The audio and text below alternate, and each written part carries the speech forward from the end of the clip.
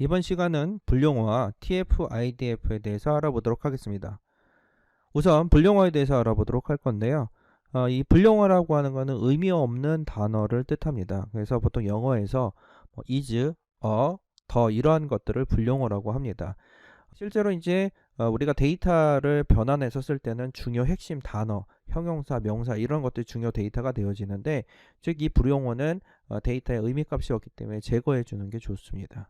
그래서 사이언스 스킬 런에 보시면은요, 피처 익스트랙션이라고 하는 곳에 텍스트 모듈 안에 현재 이 분룡어에 대한 정보를 가지고 있습니다. 그래서 보시는 것처럼 피처 익스트랙션 안에 텍스트 모듈 안에 English Stop Words라고 하는 것을 가져오면 요 안에 분룡어에 대한 정보가 있습니다. 그래서 그거를 찍어보면 분룡어들이 나올 거고요. 조금 이따 보도록 하겠습니다. 그리고 카운터 팩터라이저에도 이 분룡어를 제거하는 매개 변수가 있습니다.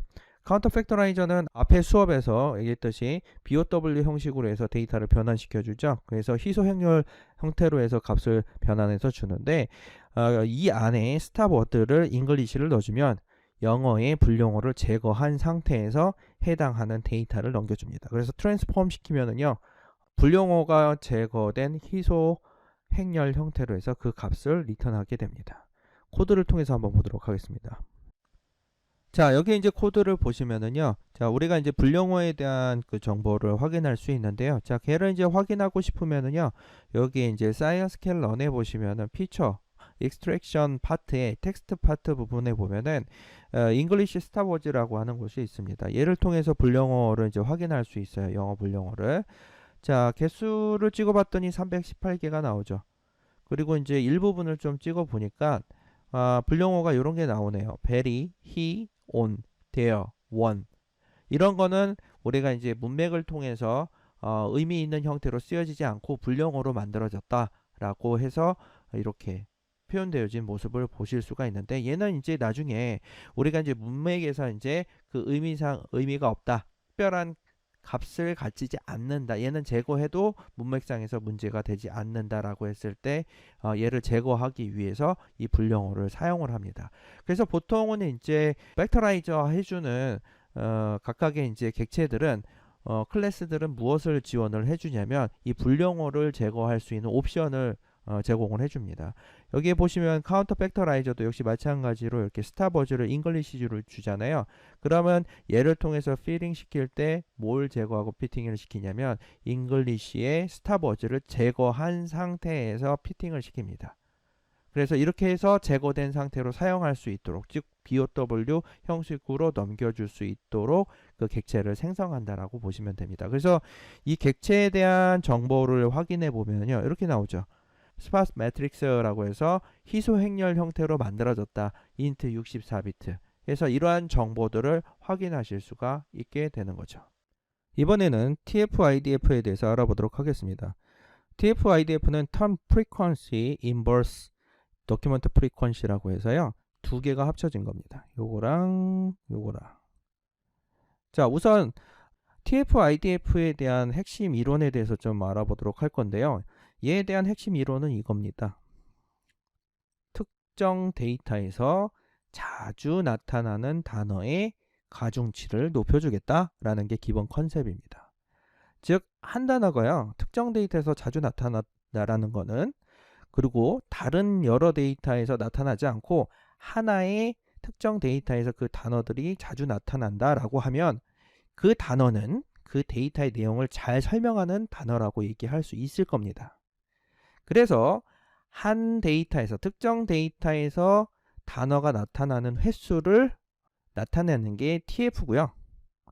그리고 전체 문서에서, 즉 전체 데이터에서 특정 단어가 등장하는 횟수, 그 지표가 DF입니다.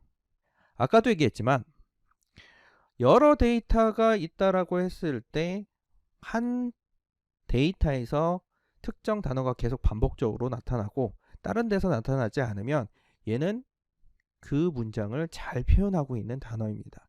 근데 여러 데이터에 골고루 나타나는 이러한 단어들 같은 경우에는 그 특정 데이터에 대해 설명을 할 수 있는 부분이 적어진다라는 뜻이죠. 그래서 요 두 개를 합해서 지표로 만들겠다라고 하는 게 TF-IDF입니다. 그래서 여기에 보시는 것처럼 DF는 많이 나타나면 안 좋으니까 역수를 취해서 사용을 할 겁니다. 그래서 특정 단어가 다른 데이터에서 등장하지 않을수록 값이 커지고, 즉 많이 등장하면 값이 작아진다는 뜻이죠. 그래서 TF-IDF는요, 이 두 개의 값을 곱합니다. 그래서 한 문장에서 자주 출몰하면, 즉 한 문장에서 많이 나타나면 TF 값이 커질 거고요. 근데 그 단어가 다른 데도 나타나면 어떻게 되겠습니까? 중요도가 떨어지겠죠. 그래서 이 두 개를 곱해서 그 값어치를 매겨서 변환된 값을 리턴을 해주겠다라고 하는 알고리즘이 TF-IDF 알고리즘입니다. 그러면 TF-IDF를 사용하는 방법을 한번 보도록 할 건데요. 사이언스키 런에 보시면은요, 여기에 이제 TF-IDF 팩토라이저라고 하는 패키지에 해당 함수가 있습니다. 이거를 이제 사용하는 방법은요, 객체를 생성을 하고 여기에다 데이터를 집어넣고 피팅을 시켜주면 됩니다. 그러면 이 피팅하는 펑션은요, 우리가 이제 앞에서 사용했었던 카운터 팩토라이저하고 비슷합니다. 걔가 피팅을 하면 어떻게 했었죠? 그렇죠. 유니크한 단어들을 뽑아내고 거기에다가 인덱스를 부여했습니다. 얘도 마찬가지입니다. 그리고 그 데이터는 어디에 갖고 있냐면 역시 똑같이 보케블러리에 가지고 있습니다. 그래서 여기에 지금 보시면 4개의 문장이 들어가져 있는데 이 4개의 문장에 해당하는 거를 피팅시키고 보케블러리를 찍으면 지금 이렇게 나오는 겁니다. 결과가. 보시는 것처럼 여기서 사용한 단어들의 유니크한 단어들만 뽑아오고요. 거기에다가 인덱스를 부여를 한 겁니다.